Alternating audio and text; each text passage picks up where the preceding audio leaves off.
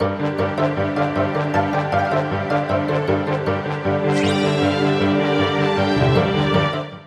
what's going on guys, it's Cynical and welcome back to another episode of Sea Salt Snippets. Today for you guys, we have some spicy topics to talk about, so without further ado, let's just dive straight into it.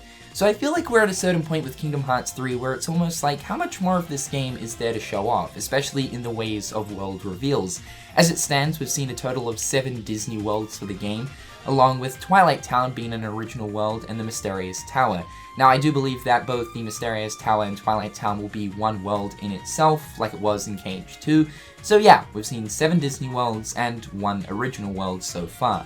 Now, last year Tetsuya Nomura mentioned that there are actually going to be fewer Disney worlds in Kingdom Hearts 3 than there was in Kingdom Hearts 2. And for you guys that don't know, there are a total of 12 Disney worlds in Kingdom Hearts 2. So I think at this point, it's sort of safe to say that in the ways of Kingdom Hearts 3, I personally believe that we're going to be getting a total of 10 Disney worlds, 2 more major ones that we have no idea about, as well as a sort of smaller one, which I am assuming would most likely be the 100 Acre Wood, which will be a Disney World accessible via something like Radiant Garden. This is an interesting topic because there is now a set amount of time between right now and the release of Kingdom Hearts 3, giving Square Enix a certain bracket of time to reveal whatever is left to reveal for the game itself. Now, Game Informer actually got onto this topic with Tetsuya Nomura during E3, and it's a pretty interesting read. This is the news right here. They said, Nomura was quick to remind us all that Big Hero 6 has been announced, Square Enix has yet to show it off. Nomura said, we don't have many worlds left, but we do have some left, including our original worlds. While Nomura has confirmed some original worlds will return from previous games, he says there will be some new ones built for the game. Nomura also talked about the decision to return to the Pirates of the Caribbean world. For Kingdom Hearts 3, I wanted to do at least one live-action movie, he explained. That's because this is our first full-volume title on the current generation console, so I wanted to test our limits in how real we can make it. He also spoke to Pirates of the Caribbean, just affording interest in gameplay opportunities, pointing out to the ship battles and sea for underwater traversal. So some pretty interesting information, let's dissect this. The very first thing that Tetsuya Nomura mentions is that they don't have many worlds left, they do have some left, including original worlds. So, like I was saying, I still feel as if there's going to be another 2 to 3 more Disney worlds being revealed, one of those Disney worlds being a minor one, like I said, the 100 Acre Wood. But Nomura also mentioned that there are currently some original worlds left to reveal, and so far, aside from Twilight Town and the Mysterious Tower, we haven't seen any gameplay in any original worlds so far. Now, we have seen cutscenes of what looks to be the Land of Departure, as well as cutscenes in both the Dark World as well as Destiny Islands. Now, there is no guarantee that the Land of Departure, the Dark World, and Destiny Islands are going to be playable. I personally believe as if these worlds will be playable, and I'm going to go into further depth about this in my upcoming World Order video that I'm going to be doing sometime soon. But I definitely feel as if the Land of Departure could serve as a possible prologue entry into the game. And then both the Dark World and Destiny Islands, I believe, is going to be the Riku section of Kingdom Hearts 3. Like I said, I will explain this furthermore when I actually get that video out. Now, what's interesting here is he says that there will be some brand new ones built for the game, meaning brand new original worlds, I assume. Now, this kind of got me thinking about a comment that Tetsuya Nomura made a little while ago, and he said that the very end of the game is something pretty damn crazy, and it's almost to the point where you can pretty much do anything you want. This has kind of led me to believe that at the end of Kingdom Hearts 3, we might actually end up going to Kingdom Hearts in itself. Now, we don't really know too much about Kingdom Hearts, the moon, the heart of all worlds.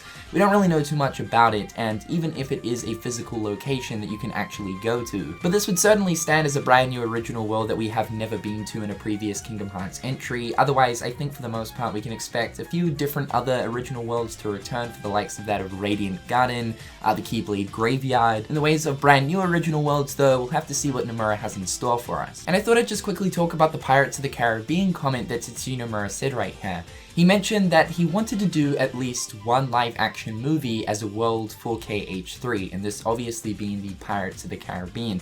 He explained the reason why he wanted to do this is to, of course, test the engine that they're currently using for Kingdom Hearts 3 alongside the Kingdom shader. In case you guys don't know, the engine they're using is the Unreal Engine 4.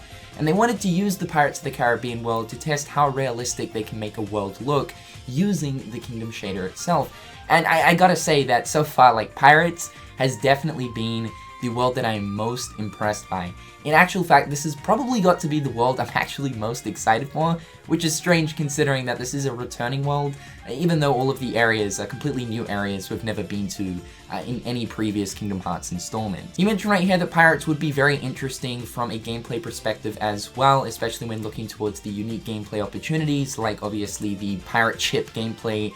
We also have underwater gameplay where Sora can literally dive underwater. I'm really excited to, obviously explore these different gameplay gimmicks that will be present within the Pirates world, especially the swimming stuff.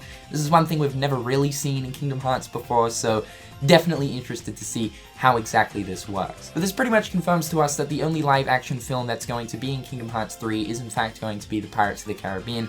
I know there were a few people out there that were kind of leaning towards hopefully getting something like the live action version of Alice in Wonderland, but from the seams of it, Pirates is going to be the only live action film in the game. Next up, within the interview between Dengeki PlayStation and Tetsuya Nomura, they actually got onto the topic of the limited edition Kingdom Hearts 3 PlayStation 4 Pro, and talked about a few more finer details towards the system.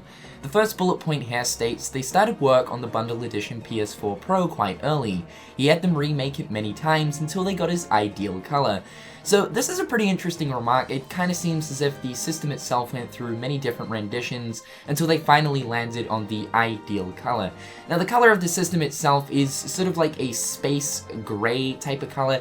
It looks kind of quite similar to that of the standard base black color that the PlayStation 4 Pro Standard Edition actually uses, but it kind of looks like it's more so leaning towards the gray side than the black side. They mention right here they are especially manufactured with a leathery finish, so I was kind of going on about this on Twitter the other night, and holy damn, this gets me pretty damn excited. So we already know that there's like quite a cool looking decal on the top of the system that obviously represents the fact that yes, this is a limited edition Kingdom Hearts 3 system, but on top of that it's actually got kind of like a feel to it, and that feel is a leathery finish feel, which gets me really excited. I don't know why I'm excited for this, but if the system's gonna look good and feel good, then hey, that's A+ in my books. And the last thing that was stated is the controller has a glossy finish with the design on the touchpad. This is a never before seen type. Now there's really not too many sort of distinct differences between this controller and a normal PlayStation 4 controller, other than the decal that is actually on the touchpad, but Tetsuya Nomura did mention that apparently this has a glossy finish, and this is a never before seen type. So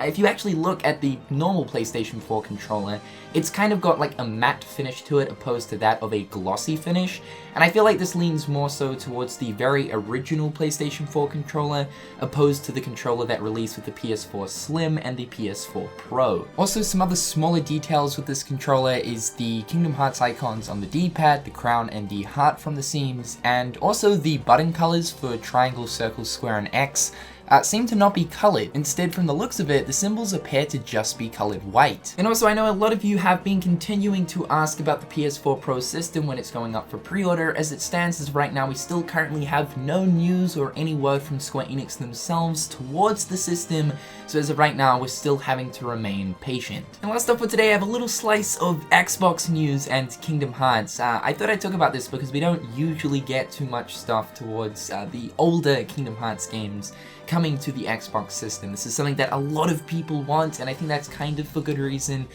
because of the fact that Kingdom Hearts 3 is releasing on not only the PlayStation 4, but the Xbox One as well.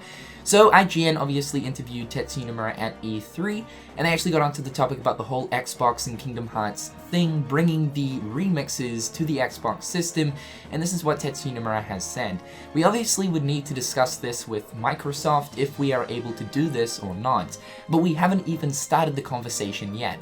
So just not at this moment, he explained. It looks like it's currently not happening, and not until Square Enix actually go to Microsoft and say, hey, this is what we want to do it. I think if anything, we probably won't end up seeing the remixes on the Xbox system until sometime after the release of Kingdom Hearts 3 early next year. And again, I mean, I wouldn't be saying this if, Kingdom Hearts 3 wasn't coming to Xbox One, but because it is, I think that Xbox should certainly have the remixes on their system.